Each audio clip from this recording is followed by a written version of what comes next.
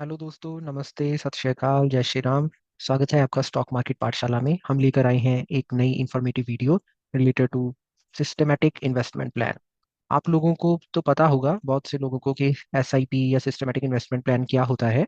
But Jin audience को नहीं पता उनको मैं बताना चाहूंगा कि ये सिमिलर होता है, सेम होता है आरडी की तरह। जो आरडी हम बैंक या पोस्ट ऑफिस में करते हैं, जैसे हम मान लेते हैं कि 10,000 हर एक महीना हम डिपॉजिट करवा रहे हैं, और at the end of the year हमें साल के आखिर में 6 से 8%, जो पहले से ही पता ही होता है कि इतना परसेंट रिटर्न हमें आने वाला है, तो उतना वो हमें इंटरेस्ट दे देते हैं, और उसके बाद फिर हम अपने हिसाब से पैसे निकलवा लेते हैं या फिर कंटिन्यू रखते हैं।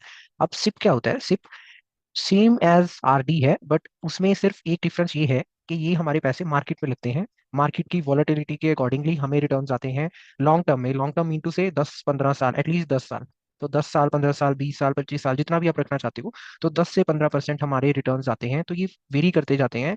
मतलब कि अगर ज्यादा समय, ज्यादा साल हमारे बेरिश आए, बेरिश मतलब कि मंदी वाले साल आए, तो उसमें 10% आ जाएगा रिटर्न हमारा 10 साल में। या फिर अगर बहुत ज्यादा बुलिशनेस है, मार्केट बहुत ज्यादा तेजी से बढ़ रही है हर एक साल में, हम मान लेते हैं कि 10 साल में से 8 साल मार्केट बहुत ज्यादा बढ़ी है, तो हो सकता है हमारे 15% रिटर्न आ जाए। बट जितना भी एनालिसिस हुआ है उसमें ये बाहर निकल कर आया है कि लॉन्ग टर्म में हमें अराउंड 12% के रिटर्न आ जाते हैं। इसमें कोई भी फिक्स रिटर्न नहीं होता कि अगर आप लेकर चलोगे 12% आएगा तो हाँ आएगा ही आएगा। अगर आपको कोई कहता है कि इस में इन्वेस्ट कर लो, आपको 10% रिटर्न आएगा, तो नहीं मानना चाहिए। हमें अपने हिसाब से अपनी कैलकुलेशन करनी चाहिए और उसके हिसाब से ही इन्वेस्ट करना चाहिए। तो ये वॉलेटाइल रिटर्न्स होते हैं, बट ये हमेशा एफडी या आरडी से हमें ज्यादा ही रिटर्न्स देते हैं लॉन्ग टर्म में। ये माना गया है। जितना भी हमने आज जब से मार्केट आई है, खुली है, निफ्टी, सेंसेक्स और भी कई चीजें हैं मार्केट में इन्वेस्ट करने के लिए, अगर हम उनको ट्रेस करें, उनकी रिटर्न्स देखें, तो वो 10 साल में, 15 साल में, 20 साल में, तो उन्होंने अच्छा खासा रिटर्न हमें दिया है। तो अभी हमने ये समझा कि सिप होती क्या है, that is similar to RD. पर ये है कि ये मार्केट में होती है और ये वोलेटाइल होती है, और हमें लॉन्ग टर्म में ये एफडी या आरडी से ज्यादा रिटर्न्स तो दे ही देती है। अब सेकेंडली हम ये समझते हैं कि हम सिप क्यों यूज करते हैं। हमारे गोल्स होते हैं लाइफ में। जैसे मैंने 3 गोल्स निकाल के रखे हुए हैं: रिटायरमेंट प्लानिंग है, चाइल्ड मैरिज है, चाइल्ड स्टडी है। तो मुझे मान लो कि मुझे चाहिए 25 साल के बाद मैं रिटायर हो जाऊंगा और मेरे पास आज का 1 करोड़ रुपया पड़ा होना चाहिए। आज का मैं क्यों बोल रहा हूँ, तब का मैं क्यों नहीं बोल रहा, ये मैं आपको आगे जाकर समझाऊंगा। और ऐसे ही 15 साल बाद चाइल्ड मैरिज के लिए मुझे 30 लाख चाहिए, और चाइल्ड की स्टडी के लिए 10 साल बाद मुझे 20 लाख चाहिए। तो ये आपके अकॉर्डिंगली, आपकी जितनी भी क्षमता है, आप उसके अकॉर्डिंगली आप ये वैल्यूज सेट कर सकते हैं, ईयर सेट कर सकते हैं, मनी सेट कर सकते हैं। आपका टारगेट कितना है? जो आज का 30 लाख है, उस टाइम का 30 लाख नहीं, 15 साल के बाद का 30 लाख नहीं, ये आज का 30 लाख है। ऐसे ही ये आज का 1 करोड़ है, ऐसे ही ये आज का 20 लाख है। उस टाइम पर कितना होगा वो हम देखेंगे। तो ये समझ आ गया आपको? और अब हम चलते हैं, ये मैंने बहुत ही एक इजी कैलकुलेटर बनाया है, ये मेरा कैलकुलेटर है पूरा इतना। तो अगर आप लगाओ कि मैंने इसमें रिटायरमेंट प्लानिंग के लिए मैंने 1 करोड़ रुपया मुझे आज का चाहिए, तो डिजायर्ड मनी होता है आज का आपका कितना गोल है। 1 करोड़ रुपया मुझे चाहिए, तो वो कितने सालों में चाहिए? 25 साल बाद चाहिए। तो मैं यहाँ इन्वेस्टमेंट टाइम में कर देता हूँ 25। ठीक है। और मार्केट ग्रोथ जैसे मैंने आपको बताया 10 से 15% तक बढ़ती है। मैं हमेशा अपनी फाइनेंशियल प्लानिंग लोअर रेंज में रखकर करता हूँ, ताकि अगर वो 10 से ज्यादा रिटर्न देगा तो मुझे तो खुशी होगी। अगर मैं पहले ही इसको 15 लेकर चलूँ या 12 लेकर चलूँ, 13 लेकर चलूँ, पर अगर मुझे लॉन्ग टर्म में 25 साल बाद मार्केट ने 10% दिया रिटर्न या 11% दिया, तो फिर मुझे निराशा होगी, मेरे गोल में मेरा गोल कंप्लीट नहीं होगा। तो इसलिए हमेशा फाइनेंशियल प्लानिंग कैसे करनी चाहिए? जो लोएस्ट पॉसिबल प्रोबेबिलिटी है, लोएस्ट पॉसिबल जो रेंज है। प्रोबेबिलिटी तो चलो मार्केट की 50% होती है कि इतना परसेंट इतना आएगा या नहीं आएगा, या तो जीरो होगा या वन होगा उसका आंसर, है ना? तो बाइनरी होता है। तो मार्केट की ग्रोथ मैंने अपना बीरे सिनेरियो लिया है कि मुझे, चलो ठीक है, 25 साल में मुझे 10% ही रिटर्न आएगा एनुअली। एनुअली मेरा पैसा 10-10% के साथ ग्रो करता रहेगा। और इन्फ्लेशन रेट इंडिया का 5 to 6% चलता है। तो मैंने 5 नहीं लिया, मैंने 6 लिया है, ताकि मैं ये जानना चाहता हूँ कि जो मेरी फ्यूचर वैल्यू है 1 करोड़ रुपया, जो मेरी करंट वैल्यू है 1 करोड़ रुपया, ये सेम फ्यूचर में कितना होगा, तो मैं वो सेम चीज खरीद सकता हूँ। जैसे कि आज मैं कोई फ्लैट 1 करोड़ का खरीदता हूँ, वही सेम फ्लैट अगर मैंने 25 साल बाद खरीदना हो, तो वो कितने का मुझे पड़ेगा?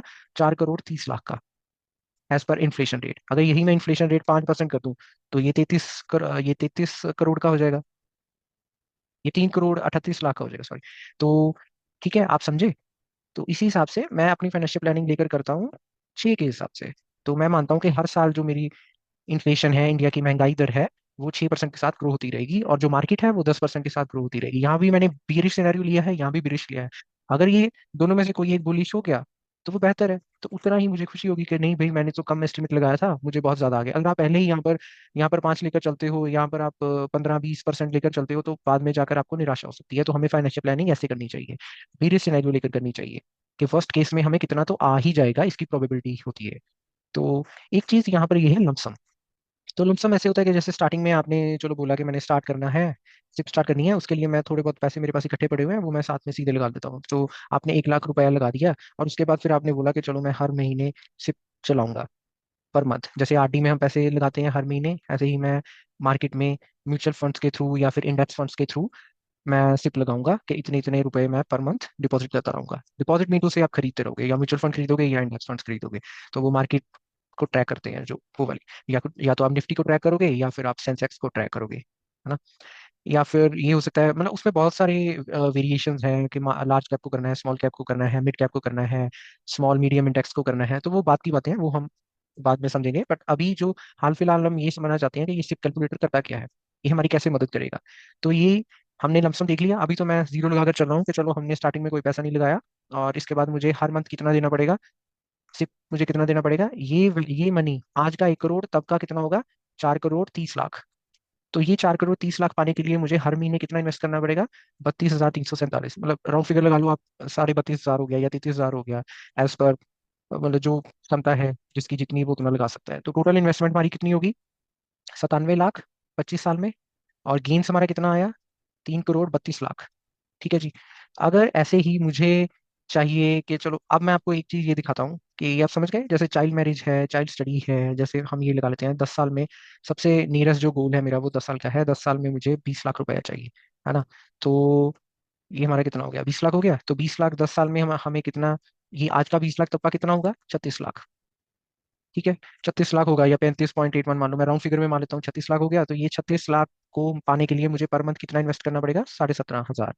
17,500 में इन्वेस्ट करा, टोटल इन्वेस्टमेंट मेरी 10 साल की टोटल इन्वेस्टमेंट हो गई 21 लाख नियर अबाउट, और गेन्स मेरे हो गए 15 लैक्स नियर अबाउट, है ना। तो ऐसे ही अगर आप लमसम यहाँ पर इन्वेस्ट कर देते स्टार्टिंग में मानो कि चलो ठीक है, स्टार्टिंग में मैंने ये 1 लाख रुपया यहाँ पर इन्वेस्ट कर दिया, तो आपने देखा कि आपकी सिप अमाउंट भी रिड्यूस हो गई, वो टोटल इन्वेस्टमेंट तो चलो म्यूचुअल फंड के हिसाब से उतनी ही रहेगी। तो ये आपकी टोटल इन्वेस्टमेंट है यहाँ पर। तो ये म्यूचुअल, ये सिप की इन्वेस्टमेंट है यहाँ पर टोटल। ये 1 लाख तो अलग है, ये सिप की इन्वेस्टमेंट है, और यहाँ पर आपको टोटल गेन्स दिखाएगा। अब आपको मैं ये दिखाना चाहता हूँ, अगर मार्केट 11% के हिसाब से बढ़ती है तो आपके गेन्स जैसे यहाँ पर बढ़ गए। अब 12% के हिसाब से बढ़ेगी, आपके गेन्स और बढ़ गए। 13% के हिसाब से बढ़ेगी तो आपके गेन्स और बढ़ गए। तो इसीलिए अगर आपने अपनी फाइनेंशियल प्लानिंग 13 के हिसाब से करी होगी, बट रिटर्न आ गए 10, तो 20 लाख से कैसे गिरा रिटर्न, 16 लाख हो गया। ये देखो, 16 लाख हो गया, पहले था 20 13 के साथ, और अभी हो गया 16 लाख। तो ये बड़ा अच्छा एक मैंने कैलकुलेटर बनाया है। ऑनलाइन कैलकुलेटर्स क्या है जो सिप के लिए होते हैं, वो इन्फ्लेशन रेट वगैरह वो सब कैलकुलेट नहीं करते, बट हमें फ्यूचर वैल्यू ऑफ मनी देखनी चाहिए कि आज की जो 20 लाख है वो तब का कितना होगा। तो ये एक मैंने कैलकुलेटर बनाया है, अगर आपको चाहिए तो मुझे आप मैसेज कर सकते हो इंस्टाग्राम पर, आप व्हाट्सएप पर मैसेज कर सकते हो, और यूट्यूब पर भी कर सकते हो। आज के लिए इतना ही। जय श्री राम।